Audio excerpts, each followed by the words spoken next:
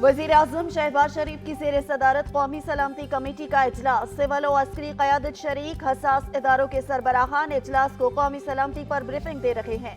मुल्क में अमन अमान की सूरत हाल पर भी बातचीत, अहम फैसले किए जाएंगे।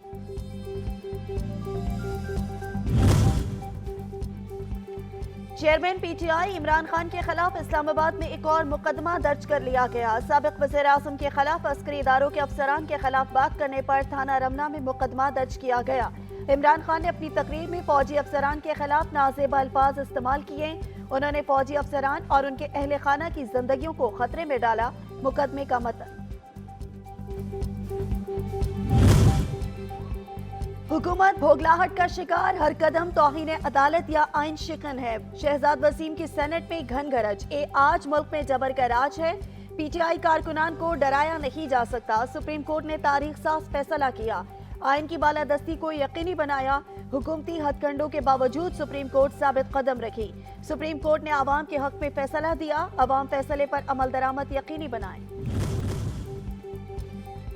वजीर खजाना इसहाक डार और वजीर इख्तिसादी उमूर अयाज सादिक ने दौरा वाशिंगटन मनसूख कर दिया। दोनों वज़रा ने दौरा वाशिंगटन में IMF और आलमी बैंक के इजलासों में शिरकत करना थी।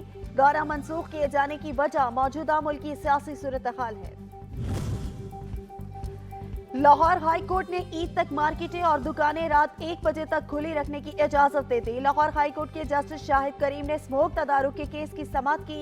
दरख्तों की कटाई के खिलाफ अदालत ने सख्त बरहमी का इजहार करते हुए इजाजत देने वाले अफसरान के खिलाफ मुकदमा दर्ज करने का हुक्म दे दिया।